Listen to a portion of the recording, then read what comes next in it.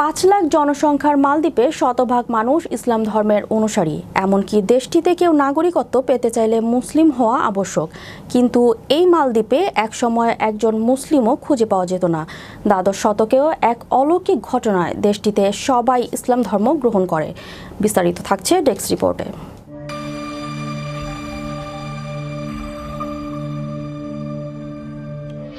পর্যটকদের অন্যতম পছন্দের গন্তব্য মালদ্বীপ। দেশটিতে বিস্তৃত নীলাভ জলরাশি, সারি সারি নারিকেল গাছ পর্যটকদের অশান্ত মনে কোমল ছোঁয়া দিয়ে যায়। প্রতি বছর বাংলাদেশ সহ বিশ্বের বিভিন্ন দেশ থেকে মালদ্বীপে বেড়াতে যান অসংখ্য মানুষ। মালদ্বীপের অপরূপ সৌন্দর্য দেখে কেউ কেউ স্থায়ীভাবে বসবাসের চিন্তাও করে থাকে। তবে দেশটির আইন অনুযায়ী স্থায়ীভাবে বসবাস করতে চাইলে অবশ্যই ইসলাম ধর্মের অনুসারী হতে হবে। কেননা মালদ্বীপের শতভাগ মানুষ মুসলিম। 298 বর্গ কিলোমিটার আয়তনের দেশটি ক্ষুদ্র ক্ষুদ্র 1190 দ্বীপ নিয়ে গঠিত। এই সব দ্বীপের মধ্যে 200টি বাসযোগ্য, যেখানে 5 লাখ মানুষের বসবাস। শতভাগ মুসলিমের এই দেশটিতে একসময় বৌদ্ধ ধর্মের প্রচলন ছিল। কয়েকশো বছর আগের একটি ঘটনায় এখানে সবাই ইসলাম ধর্ম গ্রহণ করে। বিখ্যাত পর্যটক ইবনে বতুতা মালদ্বীপের সেই অলৌকিক ঘটনার বিশদ বর্ণনা দিয়েছেন। 1183 খ্রিস্টাব্দে তিনি মালদ্বীপে ভ্রমণে গিয়ে দেখেন সবাই মুসলমান, কিন্তু সেখানে কোনো ইসলাম প্রচারও যাননি। তখন প্রকৃত ঘটনা জানতে সাধারণ অধিবাসীদের কাছে জিজ্ঞেস করতে থাকেন। বাসিন্দারা অত্যন্ত আশ্চর্যের একটি ঘটনা শোনান।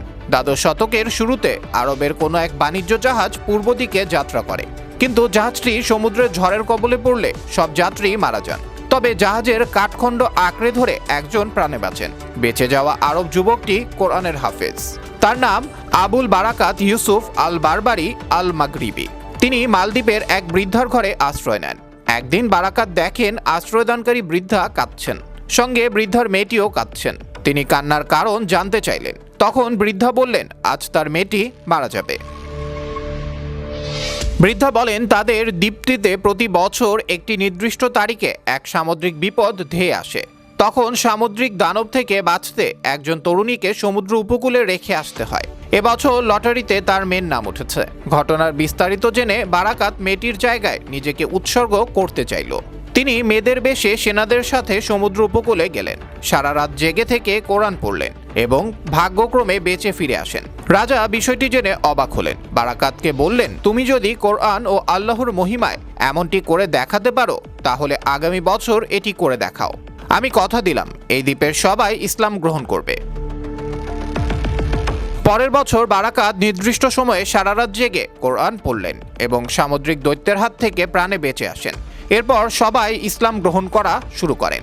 ওই অলৌকিক ঘটনায় এক রাতে 65,000 মানুষ ইসলাম ধর্ম গ্রহণ করেন।